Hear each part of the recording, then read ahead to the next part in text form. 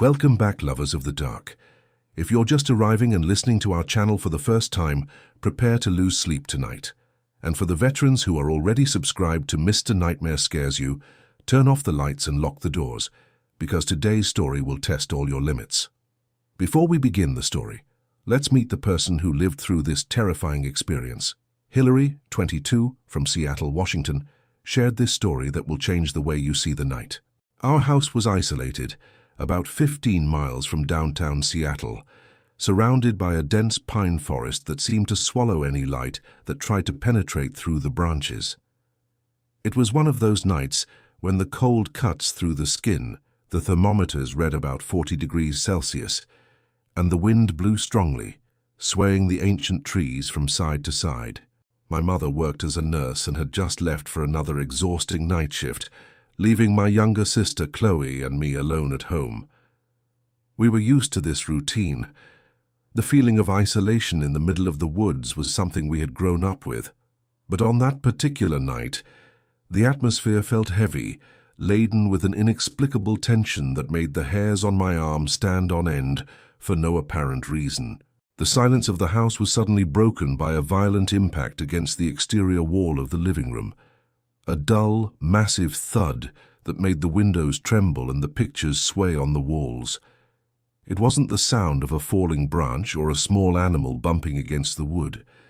It was the impact of something with considerable weight, something dense enough to make the entire structure of our old wooden house groan. My heart instantly raced,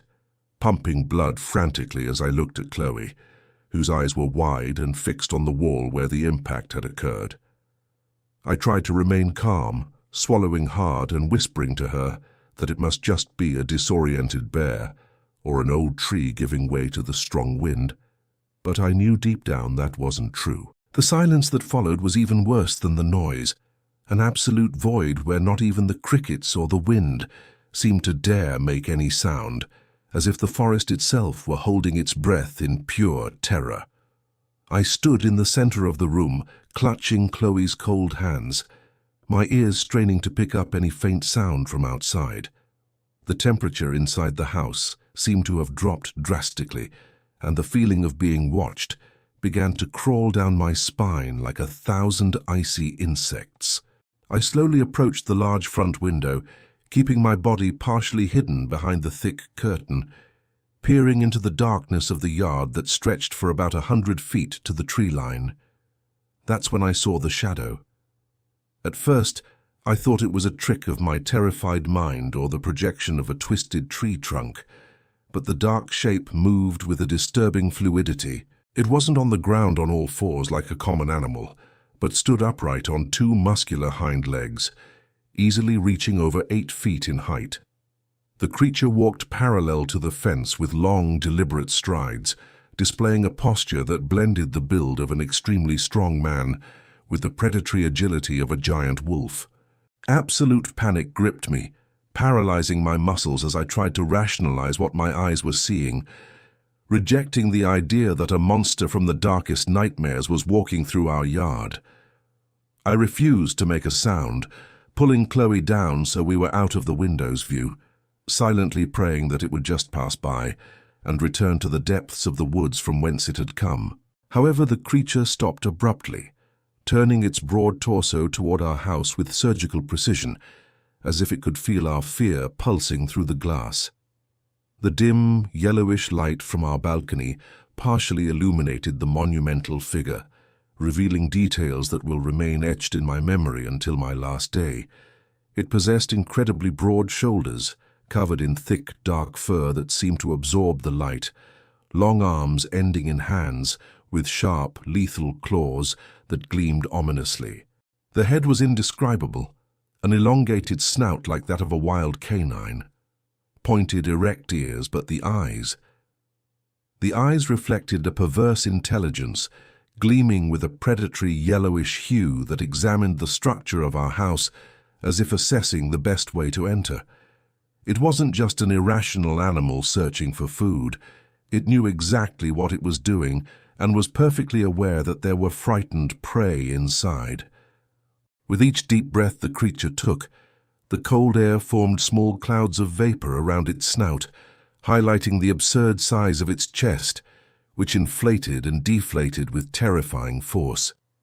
I felt my legs give way, and I sat down on the wooden floor, hugging my younger sister who was crying silently, hiding her face in my shoulder. The creature took a step forward, covering almost 10 feet in a single silent movement, approaching the illuminated area and drastically reducing the space between us and certain death. I knew we needed to move. We needed to find a safe place, but its presence exuded a paralyzing terror that drained all my will to fight. A few minutes later, the colossal figure disappeared from in front of the house, but the relief I felt was instantly crushed by the sound of heavy footsteps crunching dry leaves and twigs on the side of our house. It was circling the property, studying every corner, every window, and every door with terrifying patience. I could hear the sound of its claws slowly scratching the wood of the exterior wall, a continuous agonizing noise that tore at the paint and made the structure vibrate menacingly. A putrid and unbearable smell began to invade the room, the stench of decomposing flesh mixed with damp earth and wet fur, seeping through the cracks in the windows and turning the air into something dense and nauseating. I crawled across the floor, pulling Chloe with me, towards the central hallway of the house, the place furthest from all the windows, while listening intently to the monster's path. It stopped right next to my mother's bedroom window, and I could hear the sound of its deep breath scraping against the glass, as if it was sniffing the interior of the room for any sign of life. With each passing second, the panic transformed into physical agony, a pain in my chest caused by excessive adrenaline and the certainty that this creature wouldn't leave until it got what it wanted.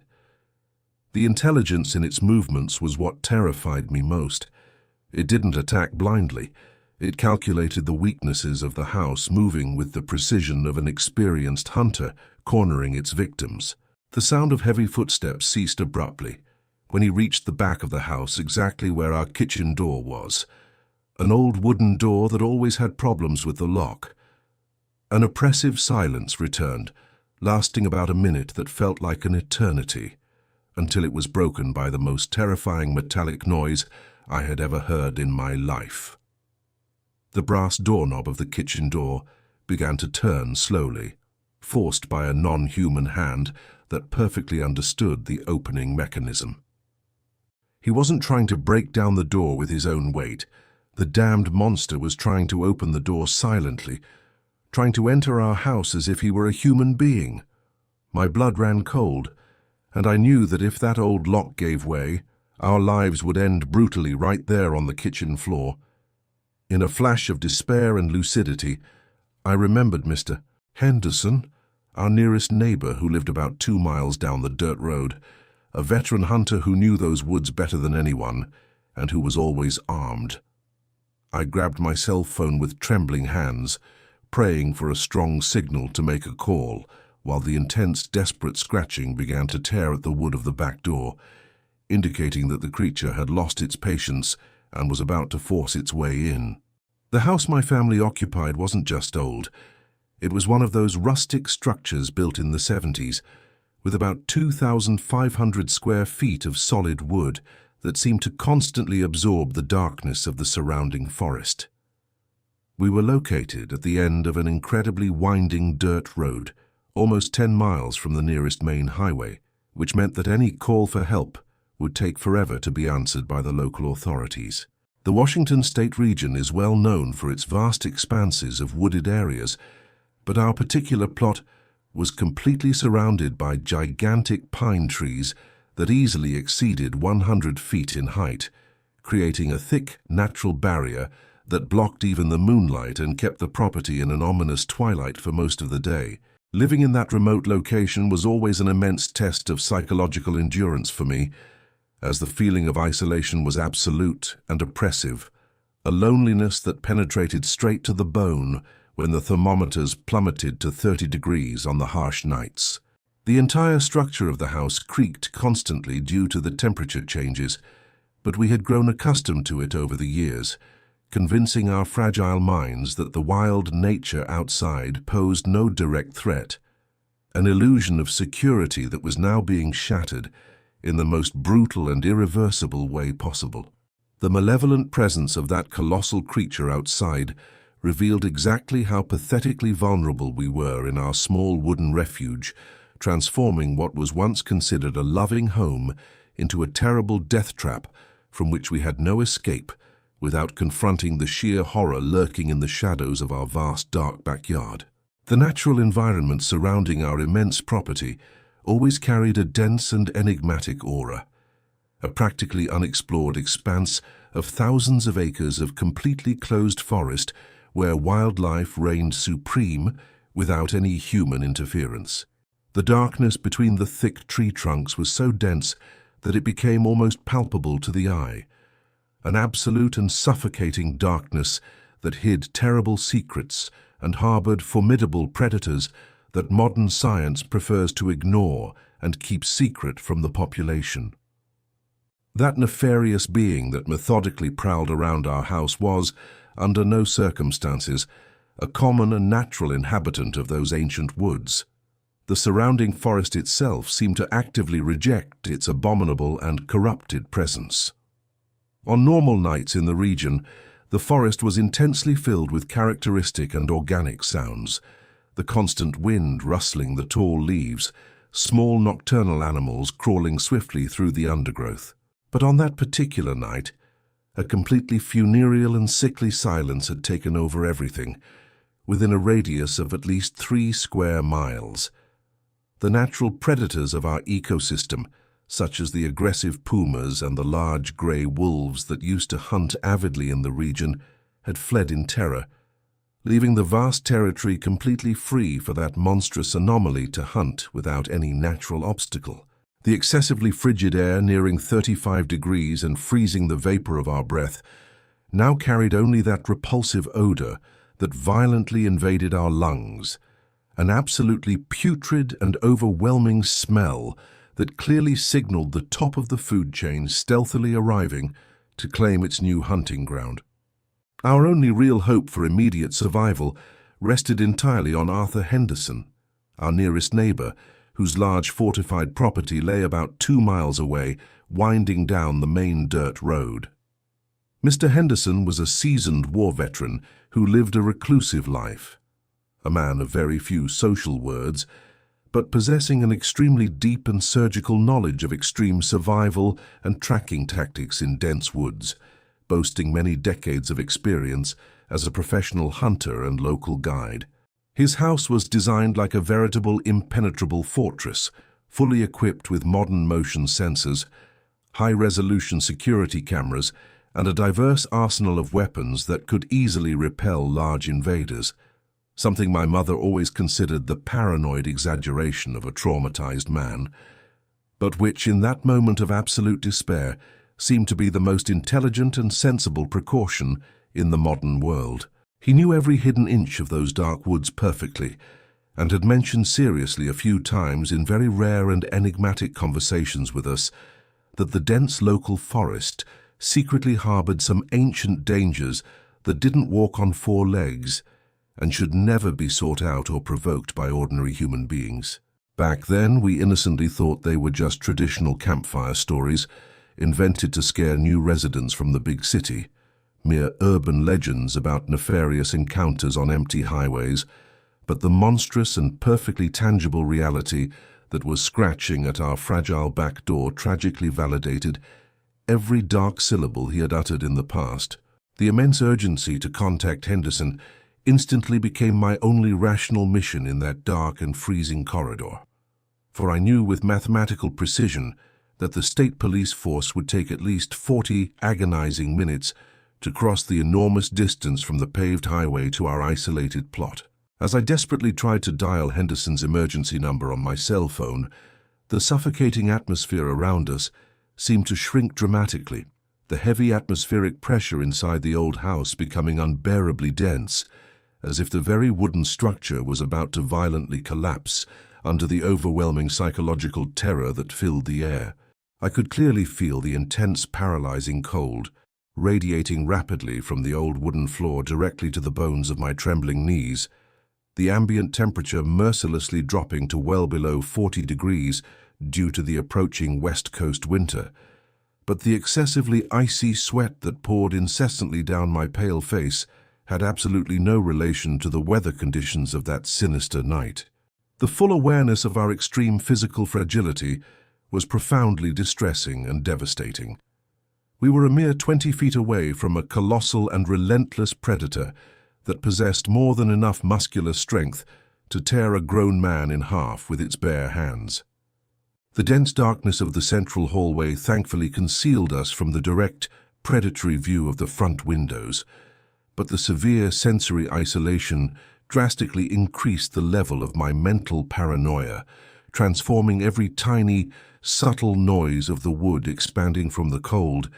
into a gigantic alarm signal that the brutal invasion had finally begun. I hugged my younger sister with all the strength my exhausted arms could muster,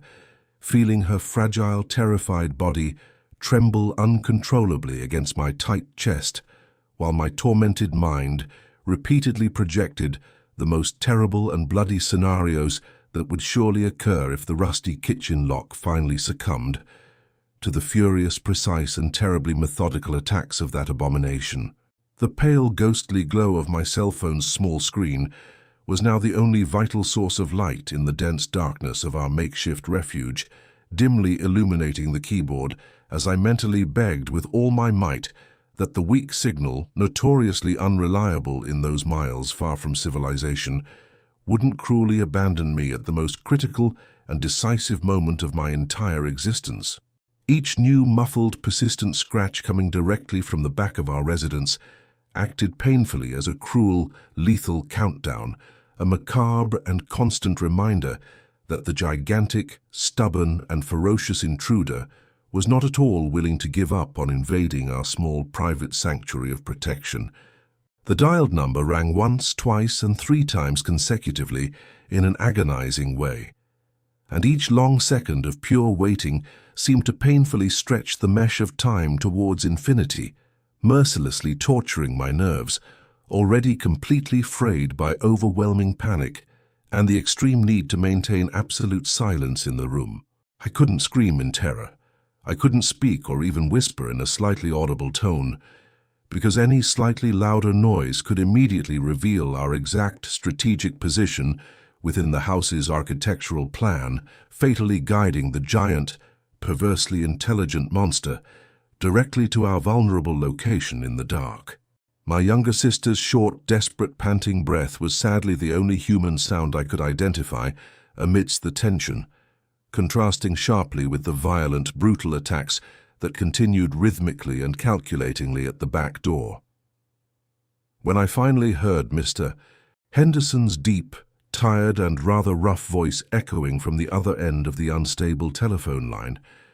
I felt a single warm tear quickly trickle down my almost frozen face, representing a tiny, fragile spark of hope slowly ascending in the absolute and terrifying darkness of that merciless forest. The phone barely touched my ear before I began rattling off all the information in a frantic, uninterrupted whisper, fearing that every second spent would be the last of our lives while the house's structure trembled. On the other end of the shaky line, Mr. Henderson's heavy breathing was abruptly interrupted when I described the creature's absurd height of almost 8 feet, its dense, completely dark fur that swallowed the meager lighting,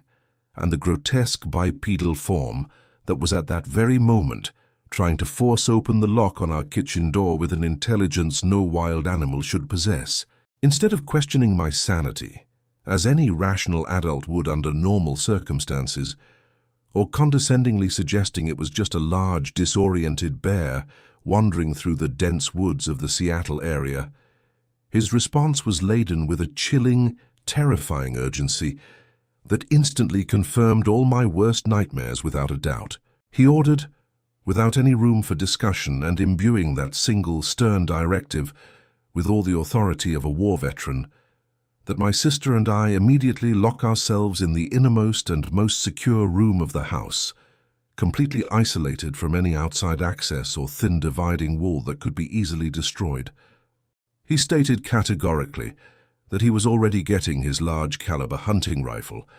and promised that he would cover the long 2-mile distance separating our rural properties in the shortest time his old heavy truck's engine could manage on the treacherous dirt road. I hung up the call, my hands terribly slippery with cold sweat, feeling the atmosphere grow increasingly oppressive and suffocating as the monster outside seemed to intensify its furious assault on the fragile old back door. The wood groaned in an absurdly painful way under the monstrous pressure of those sharp claws, several inches long, tearing through the hardened fibers of the outer structure with a sickening ease that demonstrated without a shadow of a doubt the colossal and destructive force that inhabited that immense bestial body. I gripped Chloe's frail arm with all the firmness I could muster, pulling her silently and with extreme care across the cold wooden floor toward the bathroom in the central hallway, the only space in the residence's architecture that lacked any kind of window and offered an extra, slightly thicker barrier of old plaster and reinforced tile against the dangerous elements outside. The ambient temperature inside that small confined space seemed to have suddenly frozen at the torturous mark of 32 degrees Fahrenheit, making our teeth chatter uncontrollably in an agonizing rhythm, while the morbid silence of our inner hiding place contrasted in an extremely disturbing way with the rhythmic and methodical destruction that was occurring relentlessly in the back of our isolated forest dwelling. We huddled desperately inside the empty porcelain bathtub, embraced in a painful fetal position, our muscles tensed, awaiting the tragic and inevitable moment when the brass lock would finally give way and the bloodthirsty hunter would invade our vulnerable territory to mercilessly claim his prize. The lethal anguish of silent waiting far surpassed any extreme physical pain I had ever experienced in my youth, a lacerating and relentless psychological torture that made me question every excruciating fraction of a second whether armed help from our lonely neighbor would arrive in time to prevent a brutal massacre, or whether we too would be painfully transformed into just another macabre and unsolved mystery hidden in the darkened depths of those vast, merciless forests of the state. The tension continued to escalate vertiginously and exponentially when the violent noises at the kitchen door stopped abruptly and unexpectedly, suddenly replaced by a sickly and poisonous calm that was infinitely more terrifying than the previous direct and noisy attack. The immense monster had clearly perceived that the reinforced main lock of that section would not yield without a disproportionate and slow physical effort, and its remarkably predatory intelligence dictated that it change its invasion strategy to find a weaker and more accessible blind spot in the aging structure of our isolated residence. I could hear with agonizing and repulsive clarity the sound of its massive feet crushing the thick undergrowth as it moved nimbly along the exposed side of the building, quickly covering the exact 40 feet to the shadowy area where the old basement built by my mother was located, an area structurally much more vulnerable and less protected than the rest of the habitable ground floor. Absolute silence reigned for about 2 long, excruciating and terrifying minutes, making my heart pound violently and painfully against my ribs, until the sharp, shrill and destructive sound of shattering glass echoed violently throughout the lower foundation of the house, followed almost immediately by the agonizing and lacerating creak of the wooden support structure being brutally forced and irrevocably broken in two. The creature was not merely breaking the small window pane of the underground enclosure, it was savagely tearing the entire frame embedded in the wall with the abominable brute force of its grotesque and muscular arms, surgically dismantling our only remaining physical barrier of protection with the same banal ease with which an adult human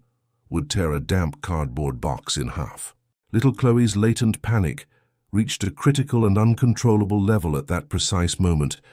and I had to cover her mouth with my 2 trembling, icy hands to completely stifle the desperate, piercing cries that threatened to fatally escape her pale lips and reveal our exact location to the colossal predator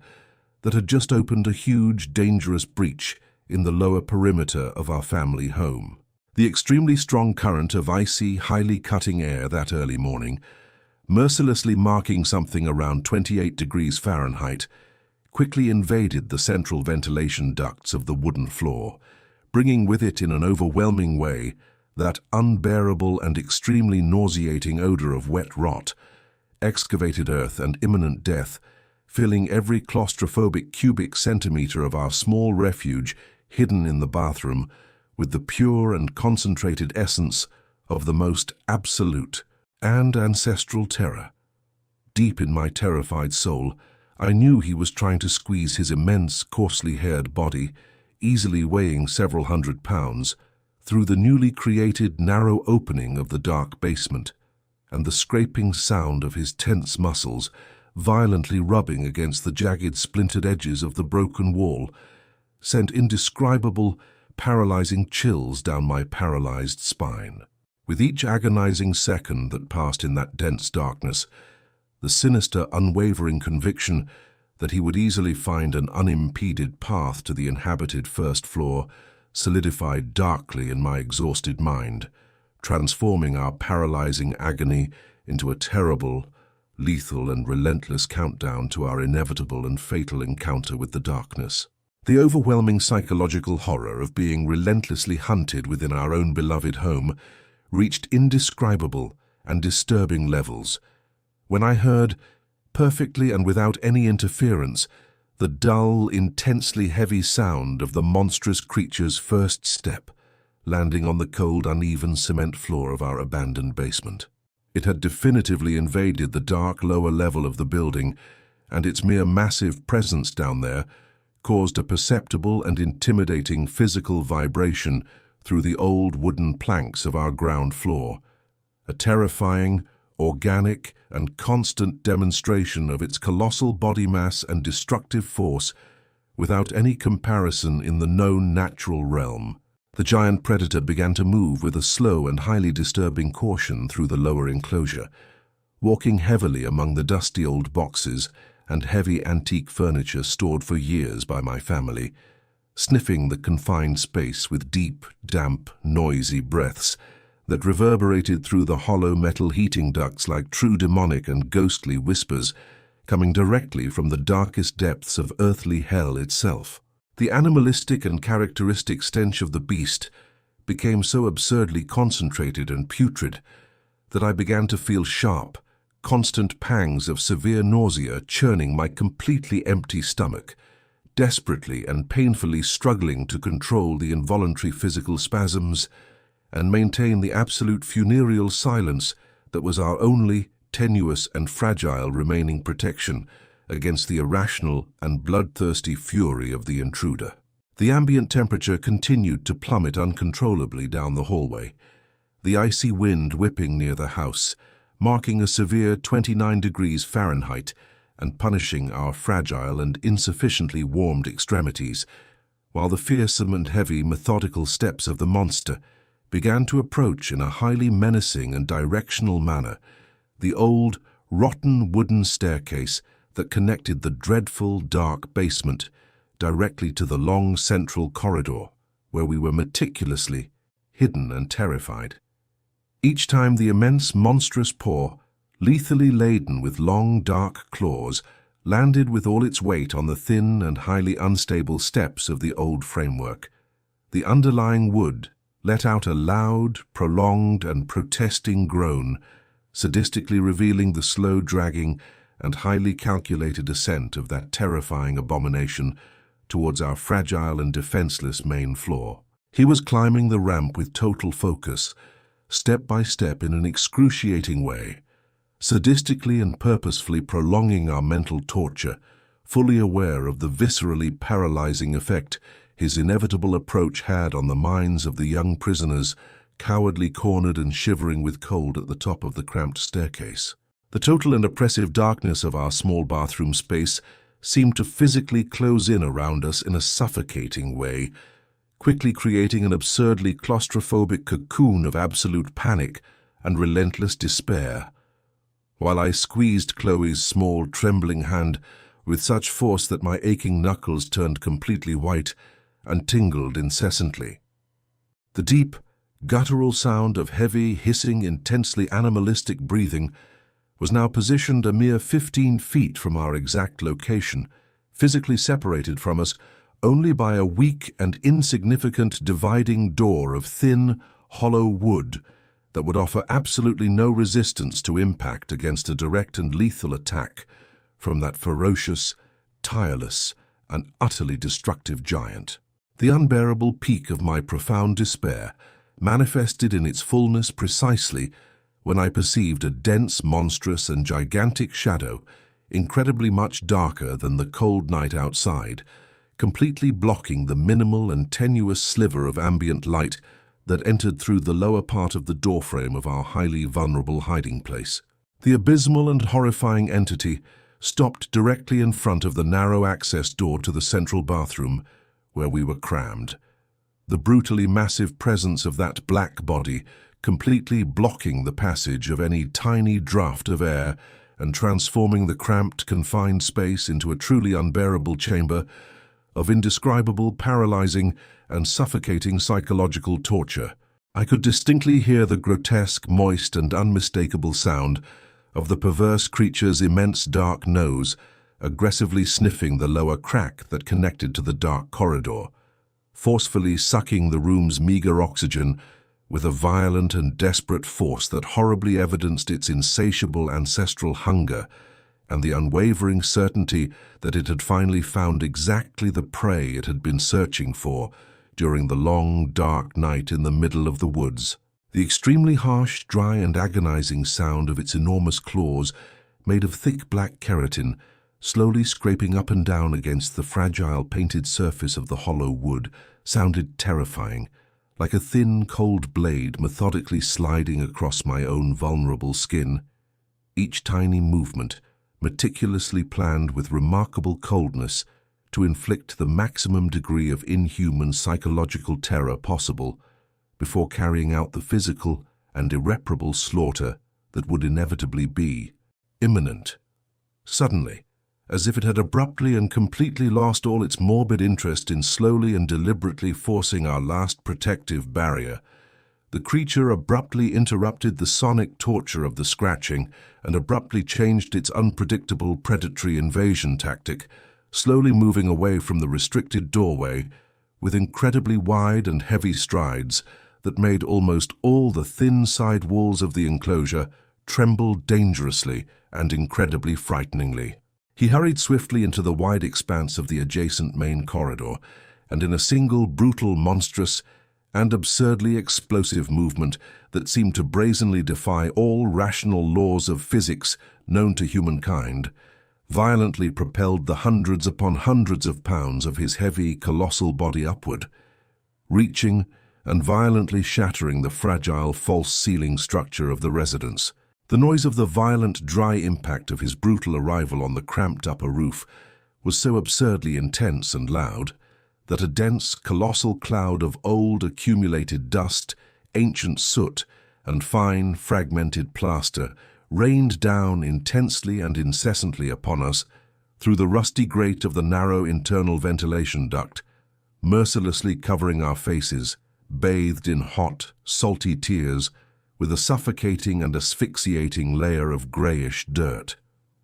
The untamed giant monster now walked heavily and noisily directly over our unprotected heads, the monumental weight of its broad paws systematically crushing and breaking the old outer tiles with brutal and utterly terrifying ease, while fiercely and relentlessly testing the weak structural integrity of our decrepit roof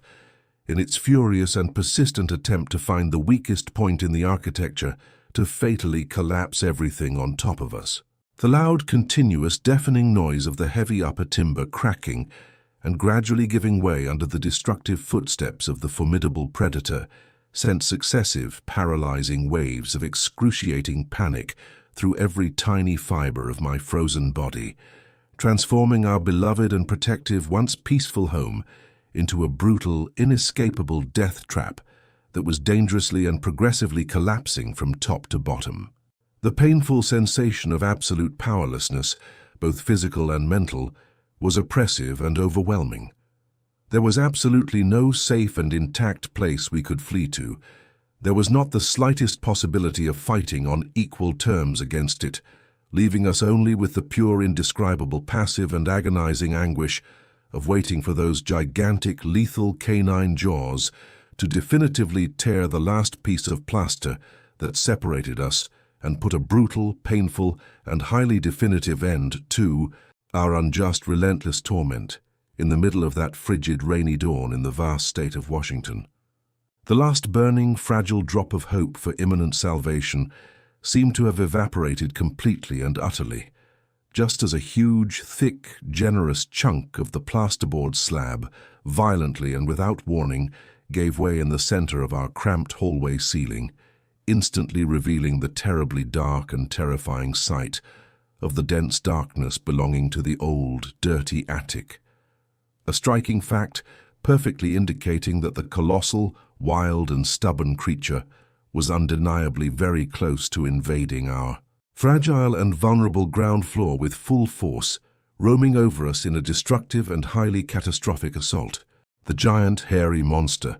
now seemingly much more enraged by the unexpected and irritating difficulty in quickly reaching its too frail prey, cowardly cornered at the bottom, suddenly began to strike the entire long, longitudinal structure of the old, dark roof with violent and incessant savage blows using its deadly hind paws, each sharp, hard impact sounding perfectly as if a heavy, gigantic iron sledgehammer were blindly and mercilessly striking the fragile wooden frame worn by the harsh, cold mountain weather. The incessant and violent extreme structural vibrations caused by the animalistic fury continually caused all the valuable small family portraits that gracefully decorated the extensive neighboring walls to collapse rapidly onto the hard, smooth, dark floor, shattering their delicate glass into thousands upon thousands of tiny pieces, and significantly increasing, on purpose, the disturbing, terrifying cacophony produced by that monstrous, relentless, and inexorable invasion of the isolated dwelling. The frigid internal temperature plummeted even faster and more vertiginously, along with the enormous, crudely exposed opening facing directly toward the vast, icy and nocturnal exterior of the dense North American forests, allowing the painful, aggressive, and highly cutting wind from the north, whose thermometers must have been stuck at a merciless 25 degrees Fahrenheit, to invade the long, empty central corridor with a notorious, paralyzing, icy, and utterly relentless ferocity, sweeping up the freshly fallen dust and gigantically increasing our already excruciating, agonizing sensation of maximum vulnerability and total physical and psychological exposure to the grave imminent danger. At the precise and exact moment when the wide, thick main beam of rustic timber, responsible for faithfully supporting the entire weight of the vast isolated area, situated directly above our cramped bathroom ceiling, emitted a prolonged, deep, shrill, and painfully definitive rumble, signaling that the structural failure was completely sealed and that the old ceiling would collapse entirely at any tiny second, thus finally cowardly pouring that immense, wild, and bloodthirsty beast directly and brutally into our small hiding place and refuge. A formidable, intense, dazzling, and remarkably sudden flash suddenly flooded the entire face of the immense exposed front window of our empty and abandoned living room on the main floor, cutting through the black darkness. The powerful, blinding electric light that had just arrived physically tore through the thick, absolute darkness, characteristic of the surrounding woods, with all the aggressive violence typical of a sharp, incandescent, and gleaming blade, immediately followed by the deep, loud, unmistakable, and immensely life-saving roar of the old, highly powerful and rumbling engine of an old, large transport truck, accelerating recklessly, irresponsibly, and utterly dangerously along the winding, poorly maintained, loose, wet, and deeply unstable dirt road. The immense and efficient, High-beam halogen headlights of the large motor vehicle swept vigorously and remarkably aggressively across the entire old and familiar facade of our humble rustic wooden rural property, blindingly illuminating the immense ancient trees of the forest, swaying violently due to the fearsome, relentless north wind. This caused the terrible dark creature that was destroying our roof to immediately cease its brutal and highly destructive physical attack in an extremely sudden, paralyzing, and abrupt manner, instantly freezing all its heavy and calculating monstrous movements in an almost supernatural, instinctive, and savage way. The absurdly funereal and terrifyingly deadly silence returned almost instantaneously, chilling and utterly oppressive and intimidating, to the vandalized interior of our shaken, frightened childhood home, interrupted only at this crucial moment in the cold dawn by the prolonged, harsh, characteristic and dirty sound of the large rubbery tires of the big car maneuvering and rapidly crushing the loose gravel present in abundance in our extensive, waterlogged front yard, clearly, definitively, and triumphantly marking the much-needed and awaited, yet incredibly dangerous and tense final arrival of our solitary, experienced, armed, fearless, and obstinate veteran neighbor at the gateway to terror.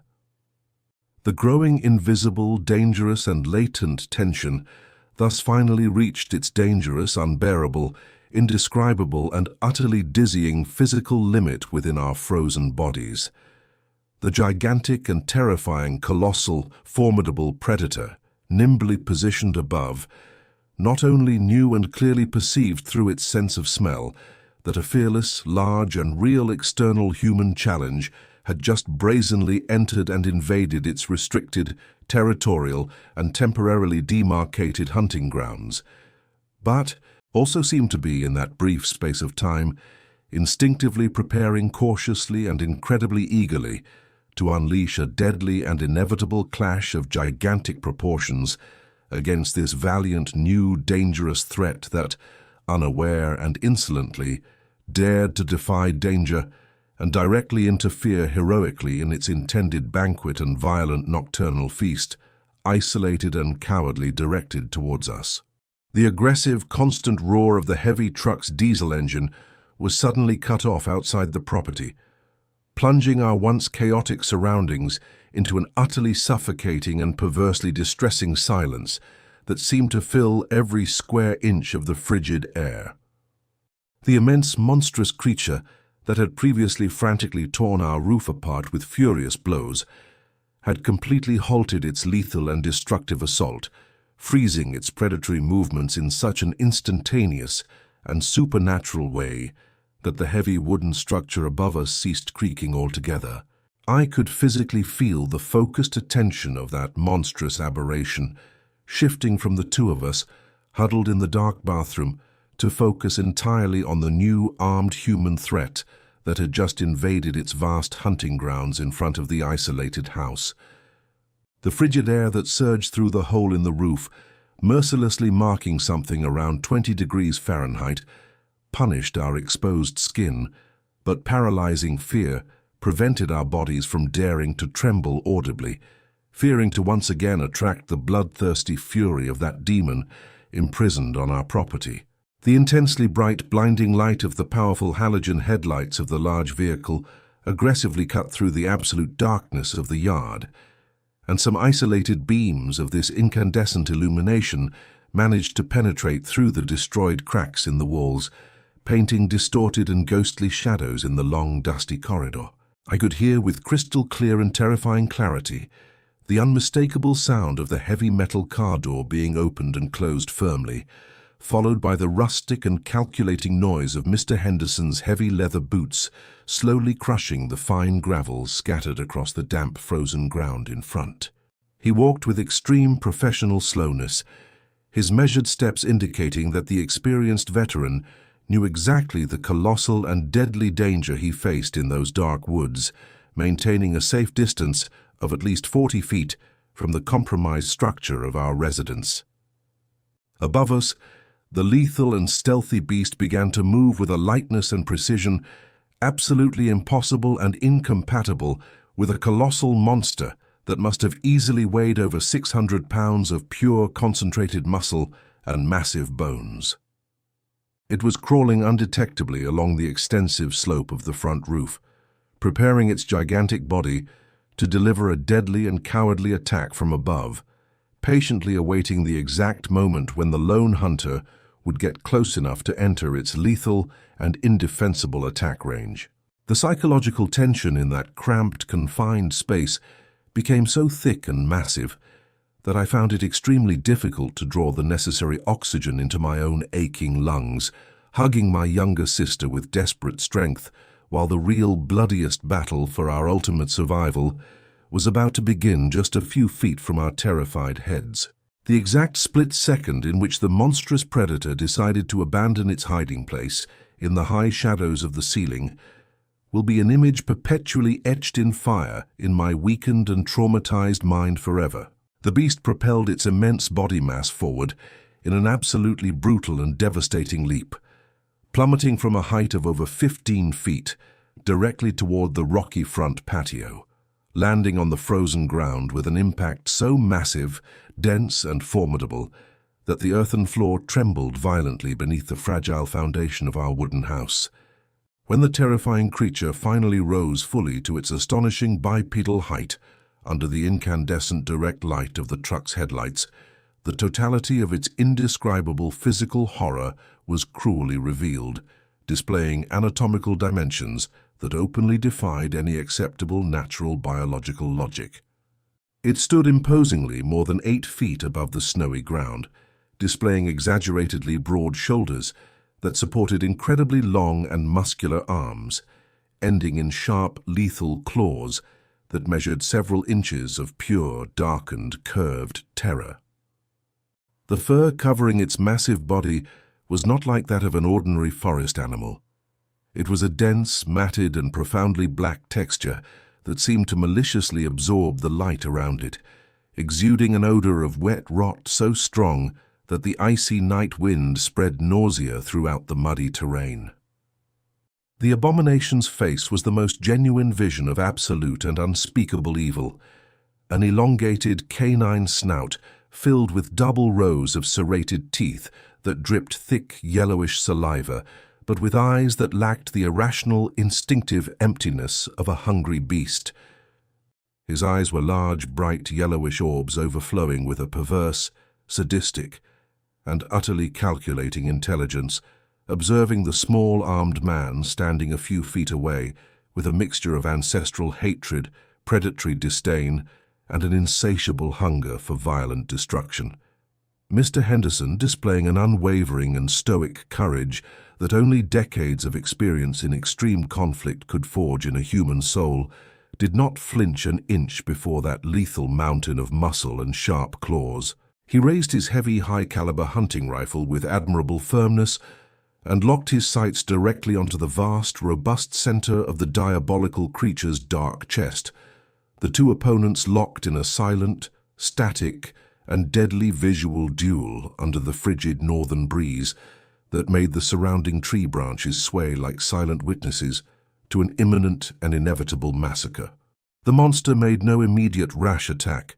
It merely contracted the immense muscles of its thick neck and lowered its gigantic head slightly, flexing its powerful hind legs to gather the kinetic energy needed for its devastating strike. The icy shiver of anticipation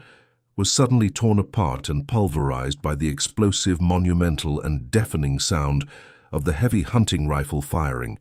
a monumental gunpowder bang that echoed violently through the immense, lonely mountains around us and made my sensitive eardrums ache intensely.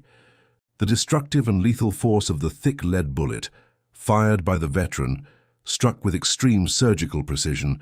the vast muscular right chest of the colossal monster, causing a repulsive explosion of thick, dark blood that instantly stained the soaked ground of the front yard with a grotesque reddish hue. However, the gigantic and terrifying ballistic impact, which would have been more than enough to instantly and fatally fell a huge grizzly bear weighing 1,000 pounds, only caused the snowy monstrosity to recoil a mere 3 feet, growling gravely and gutturally at the sharp penetrating pain that had ripped through its incredibly dense superhuman muscle fibers. The infernal creature did not collapse to the ground, weakened, as would be expected by the laws of terrestrial biology. On the contrary, the severe and bloody injury seemed only to ignite a wild, untamed, and overwhelming fury that had been repressed deep within its dark and corrupted soul. In a movement too swift for the human eye to process with rational clarity, the bestial giant brutally advanced across the illuminated terrain, covering the extensive 30-foot distance that separated it from the hunter in less than 2 blinks of wide eyes,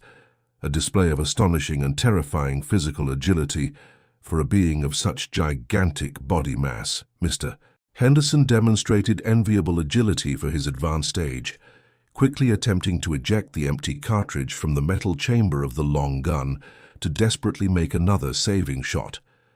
But time was tragically insufficient in the face of the monstrous predatory speed of the aberration that attacked him head-on. The monster violently lunged forward with its heavy, dark-furred right arm, delivering a massive, sweeping blow from its immense, filthy claws that struck the rifle's frame squarely, splitting its thick walnut stock in two with the same pathetic ease as breaking a small dry twig in a winter forest. The brutal and disproportionate kinetic shock resulting from the violent demonic attack hurled the terrified old soldier's heavy body several feet back, causing him to crash violently against the cold metal of the side door of his own parked vehicle and slide painfully onto the cobblestones, completely disarmed of his main defense and dangerously at the mercy of the invincible predator's relentless, bloodthirsty fury. The beast rose again, majestically terrifying, in front of the headlights, its thick breath condensing into dense clouds of vapor in the 20-degree Fahrenheit night, its demonic eyes fixed on its fallen human prey, as dark blood flowed ceaselessly down its wounded chest, macabrely proving that the beast not only bled, but fed on the burning hatred generated by that superficial wound. Despair reached an agonizing peak of pure, undiluted terror as I watched in horror through the small, shattered crack of our broken window as the gigantic, shadowy monster lowered itself with a sadistic, predatory posture over the frail figure of our brave, fallen neighbor, lying in the stained snow. The immense creature grasped the veteran by the shoulders of his heavy winter jacket with a single colossal paw, and lifted him from the hard ground with such minimal effort that it seemed as if it were lifting a small, insignificant rag doll, openly preparing to deliver the lethal bite to his exposed neck that would definitively and mercilessly end that violent nighttime struggle. But the hardened survivor of ancient wars was in no way willing to peacefully surrender to the abyss of death at the hands of that unnatural abomination. With a reflex forged by his harsh and cruel past experiences, Henderson swiftly drew an extremely heavy, long serrated military hunting blade from his dark leather tactical belt. With what little vital and continuous strength remained in his already bruised and aching arms, he mercilessly plunged the thick, surgical steel knife deep into the giant monster's immense, hairy thigh, twisting the gleaming, resistant metal within the enemy's strong musculature with an indomitable and brutal will to inflict as much excruciating pain as possible. The predator emitted an absurdly deafening and vibrant roar, a sound so loud, distorted, and laden with acute physical pain that it made the few remaining windows of our old house threaten to implode, hurling the wounded hunter's small body with full force against the soft snow, accumulated near the enormous tire of the parked pickup truck. The incredibly strong stench of warm blood, metallic copper, and foul-smelling filth completely permeated the dense night air of the wooded area, a nauseating, intense, and cruel olfactory mixture that directly invaded my lungs and primarily warned me that this was, without a shadow of a doubt, the most extreme and definitive window of opportunity for critical survival that the two of us would have in that entire macabre and doomed night. The diabolical and furious creature turned its full and massive attention to pulling the long enemy blade deeply embedded in its right leg with one of its immense clawed hands, demonstrating a brief instinctive vulnerability as it furiously fought against the throbbing physical pain and the unexpected intense and gushing bleeding. Realizing immediately that the monstrous beast's gigantic and lethal sadistic attention was temporarily diverted and focused on its own recent pain and the bloodied combatant lying on the uneven ground, I knew with terrible, undeniable, and frightening clarity that if we didn't physically and immediately escape that cursed confined wooden prison, the creature would surely return triumphantly to finish the horrific work of hunting and mercilessly slaughtering us after completing the brutal and cruel extermination of the brave old man in the outer yard. I grabbed my pale little sister Chloe's icy arm with a brute force that would surely leave large, dark, painful bruises for days on end, completely ignoring her trembling, quiet, muffled cries and forcing her small bare feet to move quickly along with my own overwhelming panic that flooded my injected veins. We ran desperately out of that cramped, destroyed bathroom, crossing the long, devastated inner corridor at a completely frantic speed, mercilessly stepping on sharp shards of broken glass, countless hard pieces of splintered wood, and heavy, thick piles of collapsed dirt without feeling the slightest physical pain from the extra injuries accumulated in our blind escape, guided only by the most primitive animal instinct of extreme self-preservation. We aggressively reached the thick front door of the residence, unlocking the old rusty iron latches with uncontrollable hands, excessively slippery with profuse cold sweat, physically throwing open the solid wood entrance to face the harsh, brutal air that tore at our weak airways like thousands of thin, sharp, frozen microscopic needles. The intense, icy wind, beating strongly and constantly at a cruel 15 degrees Fahrenheit, enveloped our fragile bodies, completely unprotected against the immense winter climate variation, but our ultimate and saving goal shone just ahead. The spacious and robust dark pickup truck still had its enormous welcoming doors unlocked and, most importantly and vitally, the heavy diesel engine was still fully running. Our sudden, noisy and highly unmistakable appearance in the open front yard inevitably attracted the immense, heavy, diabolical, incandescent gaze of the dark monster positioned right there, the beast momentarily halting its imminent, murderous and brutal attack on the fallen hunter's body on the floor, to stare intently at its original prey, escaping freely from the confined enclosure it had painstakingly dismantled. We had to cross in record time the terrifying and exposed exact distance of 45 feet that covered the wet path from our wide veranda to the safe armored doors of the long, heated vehicle, each solitary and excruciating, desperate step in the thick snow, feeling as if we were painfully dragging immensely heavy anchors of solid lead through the depths of a drowned sea. I aggressively shoved my frightened younger sister into the spacious, safe, illuminated backseat cabin, then desperately jumped into the torn driver's seat, just as the immense, enraged monstrosity let out another colossal roar of extreme rage and began firing heavily toward us to intercept our deadly escape. I slammed shut the thick steel door shut with extreme force and rapidly engaged all the internal security locks and heavy mechanical latches just a single, tiny, precious second before the two immense, monstrous paws, bristling with sharp, destructive claws and reeking atrociously of putrid death and chemical fumes, brutally and mercilessly slammed against the reinforced glass of the large, tinted window. The violent impact of the two colossal paws against the thick, reinforced glass window of the large pickup truck caused the vehicle's heavy metal frame, weighing over 5,000 pounds, to sway aggressively on its thick suspension axles, sending a wave of mechanical shock that shook my already exhausted bones. The face of the demonic beast was mere inches from my face, protected by the transparent panel, its repulsive canine snout smashed against the glass, exhaling a damp, fetid smoke that fogged the surface as it exposed the full, terrifying extent of its sharp, yellowish fangs in an expression of blind, murderous fury. The incredibly thick and filthy claws scratched the steel of the door with insane brutality, tearing deeply into the dark paint and denting the armored metal as if it were a simple, fragile, disposable sheet of aluminum foil. I knew perfectly well, with a clarity born of the deepest and most primal instinctive desperation,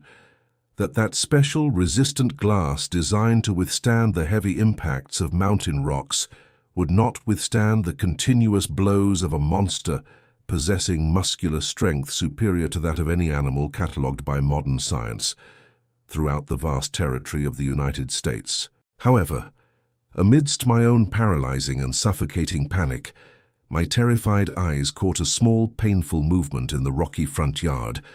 Mr. Henderson, gravely wounded and bleeding profusely in the icy snow that measured less than 20 degrees Fahrenheit, was heroically trying to crawl toward the front of the large vehicle, to escape the lethal gaze of the predator focused on us. I could not, under any circumstances, abandon the brave man who had risked his own existence to save our pathetic and vulnerable lives, leaving him to be summarily torn apart and devoured in the freezing darkness of the woods. My strong survival instinct momentarily overcame my freezing terror, causing my sweaty, trembling hands to grip the heavy truck's thick gear shift lever tightly, pulling it sharply into drive, while my right foot slammed the accelerator pedal to the floor of the mud-stained metal floor. The immense diesel engine roared with monumental, deafening mechanical power. The four thick, treaded rubber tires spun aggressively for a millisecond on the damp gravel before finding full traction on the rocky ground, launching the vehicle's enormous thousands of pounds directly forward with brutal, devastating kinetic force. The heavy solid iron grille attached to the front of the truck's bumper struck the monstrous thick waistline of the attacking beast. The sound of the metallic collision against the dense muscular mass, like a loud destructive bang that hurled the 600-pound aberration violently through the dark icy air. The beast was thrown more than 10 feet back, crashing hard against the base of the immense ancient trunk of a centuries-old pine tree, the dull thud confirming that we had gained a very short and valuable strategic window of time to complete the desperate rescue and begin our definitive escape route from that cursed property, overtaken by merciless shadows. Without losing even a fraction of a second of our precious and minimal tactical advantage recently gained, I stretched my aching body over the vast center console of the vehicle and violently pushed open the heavy passenger door, yelling at the top of my lungs for the wounded veteran to quickly get into the safe mobile shelter. Mr. Henderson mustered his last formidable reserve of physical strength and military courage to partially lift himself off the cold ground, gripping the firm interior handle with his trembling, bloodied hands, hoisting his heavy, exhausted body into the warm leather cabin at the precise, crucial moment when an abysmal, sharp, and terribly vengeful roar echoed, cutting through the dense 15-degree Fahrenheit air that battered the entrance to the dark forest. The formidable, gigantic canine monster had already risen from the violent vehicular collision, with an anatomical recovery speed absolutely impossible for any organic terrestrial being, shaking its thick, black fur while once again fixing that yellowish, demonic gaze, injected with overwhelming hatred, towards our fragile, small metallic fortress on 4 immense drive wheels. I aggressively pressed the accelerator once more, forcing the old diesel engine to deliver all its maximum power stored under the extensive hood, making the dense dust, loose stones, and frozen mud fly violently in all directions as the pickup truck skidded dangerously on the winding exit from our wrecked yard. Gaining speed abruptly and throwing our sweaty bodies against the wide backs of the padded seats, we sped down the long, narrow dirt road that connected our vast forest isolation to the nearest civilized highway, the speedometer rapidly climbing to 40 miles per hour on extremely unstable and dangerous terrain, where any simple night driving error would result in a fatal and tragic rollover among the heavy logs lining the dark path. The total darkness outside was broken only by the powerful oscillating headlights of the speeding pickup truck, but the true source of my agonizing despair was reflected in the small rear-view mirror, where I could clearly see the gigantic dark silhouette of the bipedal creature running in a coordinated, swift and terrifying way, close to our crumpled rear bumper. The beast displayed incredibly long strides, terrifying leaps that easily covered distances of 12 to 15 feet in a single movement, keeping pace with the car's rapid mechanical rhythm with an athletic and predatory ease that defied human reason and fueled my darkest mental paranoia that we wouldn't be able to escape alive from that hostile territory it dominated so perfectly. It was at least 3 immense and excruciating miles of pure, terrifying chase along the road lined with dense pine trees. The heavy, constant sound of thick paws stomping on loose gravel echoing above the loud noise of our fleeing car's mechanical exhaust, until suddenly and without any prior warning or visible sign of exhaustion, the gigantic demonic shape simply stopped in the middle of the murky road, its sinister figure slowly disappearing, swallowed by the dense darkness and thick, frozen fog of the American dawn, as if it had reached the exact geographical limits of its hidden domain, and decided not to advance towards the artificial lights that were beginning to appear several miles away, heading towards our desperate and awaited final destination. When the heavy, wide rubber tires finally left the unstable dirt road and touched the smooth, predictable surface of the state highway, my short, desperate, gasping breaths began to slowly regulate within the silent, stuffy cabin, the overwhelming adrenaline starting to leave my frail body and allowing the painful post-collision traumatic shock to take hold of all my tense, rigid muscles. The experienced neighbor beside me was bleeding profusely and worryingly in the padded passenger seat, his old flannel clothes and thick tactical jacket completely soaked in the dark fluid, and I knew we needed to quickly cover the remaining 18 miles to the nearest brightly lit central hospital to ensure his delicate medical survival before his old body collapsed completely from the massive blood loss. On the long, tense drive, I tried to talk quietly to my sister Chloe, who remained in a catatonic state of severe shock in the back seat, curled up in a fetal position, her small, wide eyes fixed on nothing, her mind unable to logically process the vision of the absolute nightmare we had faced for so many endless, painful hours in the intense cold that was now over 30 degrees Fahrenheit outside the car's heater. As soon as we arrived at the brightly lit entrance of the medical emergency room, the enormous bustle of nurses, the bright spotlights of the paved parking lot, and the completely aseptic environment seemed to belong to a totally parallel universe, distinct from that bloody, ancient and violent darkness we had left behind in the middle of the immense untouched forests of the rainy state of Washington. The local police were immediately alerted by the competent on-duty doctors due to the enormous severity and depth of the terrible lacerations suffered by Mr. Henderson. But our long and exhaustive attempt to logically and rationally explain to the authorities the true and bizarre nature of the monstrous 8-foot-tall attacker was met with profound institutional skepticism, glances of utter distrust, and condescending notes in official bureaucratic notebooks. The armed investigators immediately dispatched a small fleet of highway patrols to check our isolated residence that very cold morning, and when they returned to the hospital reception hours later, with tired and confused faces, they only confirmed that the old rustic wooden house was structurally devastated and uninhabitable, with the main roof completely collapsed, furniture destroyed, and enormous gaps torn in the thin walls of the habitable first floor. However,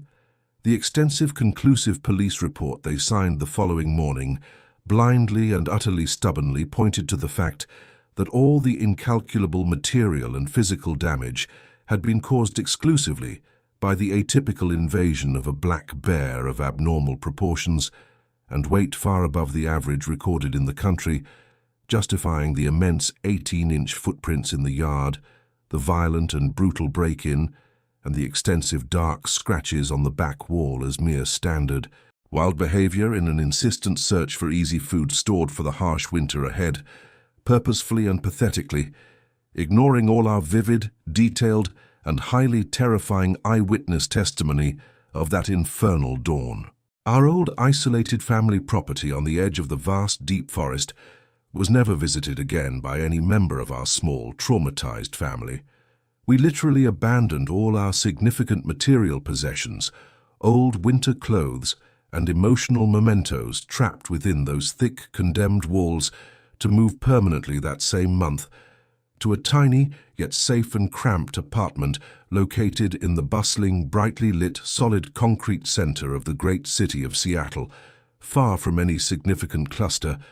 of immense Native American trees. Our fearless, veteran, and courageous neighbor, Mr. Henderson, miraculously survived the extensive punctures and severe infections caused by the deep tears, but the serious structural damage to his strong leg muscles forced him to limp for the rest of his painful existence. This served as the necessary trigger for him to sell his impenetrable fortress on the dirt road in a great hurry and disappear from the state into the dry, scorching desert, silently fleeing what he knew inhabited the damp shadows of the vast, icy north of the country. The intense and extremely negative psychological impact of that long, destructive confrontation left Chloe and me with severe scars invisible to society and impossible to erase through conventional clinical treatments or long-term therapy on a cozy couch. It transformed even the most mundane aspects of our new, safe urban lives into powerful triggers of extreme generalized anxiety that suffocated us in crowds or dimly lit spaces. Even living surrounded by a vast number of dense, heavy brick walls, the constant noise of heavy urban delivery trucks, and with the comfortable temperature always set at a mild 72 degrees Fahrenheit from the reliable electric air conditioning, I still spent entire nights perfectly awake, paralyzed under the white covers, involuntarily listening to the slow, painful, false scratching that my weary mind incessantly projects onto the sturdy front door. The profound, uncontrollable dread that now permanently and solidly dwells within my weary soul stems directly from the terrible and irrefutable absolute certainty that governmental and scientific authorities are deliberately lying or acting unforgivably with complete and shameful institutional blindness, preferring to create comfortable explanatory fantasies about normal predators just to avoid having to admit that in the vast, unexplored, and dark wild heart of the isolated green areas of the United States, the human species does not figure in any way at the enviable, unquestionable top of the relentless biological and earthly food chain. That gigantic bipedal beast, possessing a brutal, inhuman fury and a terrifying, sadistic, and calculating intellect, still silently and tirelessly roams those distant miles and miles of isolated and cursed forest, hunting calmly in the dense and icy rainy dawns, perfectly hidden under the false impenetrable cloak of the harsh and untouched nights of the silent woods, waiting only for the dark and terrible moment when more unsuspecting people decide to camp in its vast expanses, dominated in an absolute, tragic, and lethal way. And that is the terrifying, dark, and cruel conclusion of that fateful, violent, and unforgettable night when the most absolute and indescribable nightmare invaded my peaceful life and violently tore through the thin protective veil of rational security that we all foolishly insist on believing exists and prevails in this vast and chaotic world. Every time you naively decide to take a long, isolated hike through the immense, dense forest, to walk carefree for hours in the dark depths of the high mountains during a harmless, sunny weekend, or simply to stop your vehicle on an empty highway that cuts through the immense, silent forests to observe the stars, ask yourself with utter, dark sincerity if the sudden, dry crack of a thick branch in the nearby darkness is really just the sound of a small animal running from your intrusive human footsteps. There are gigantic, colossal secrets of indescribable proportions, breathing deep where the bright lights of our small, crowded modern cities cannot reach. Monstrous, bloodthirsty, and agile anomalies that merely wait at the very top of the crushing darkness, waiting for the next tasty prey to commit the tragic and irrecoverable solitary error of straying too far from the protection of a door very well locked and fortified with raw, heavy alloy metal. Don't be fooled into comfortably and stupidly believing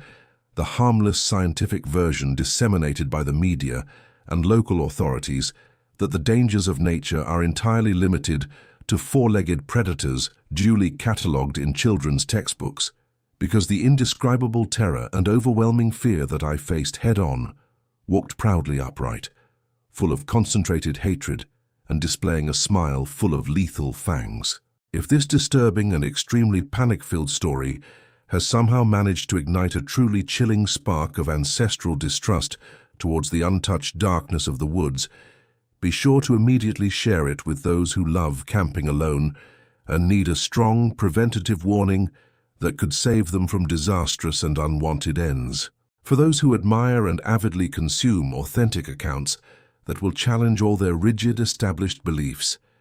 and if you continually seek more terrifying stories involving the inexplicable imminent danger and chilling encounters with dogmen hidden in the jungles and lonely American highways, be sure to subscribe immediately, fiercely activate the notification bell, and leave your essential and engaged heavy-like. After all, my fearless and curious companions of the shadows and unfathomable mysteries,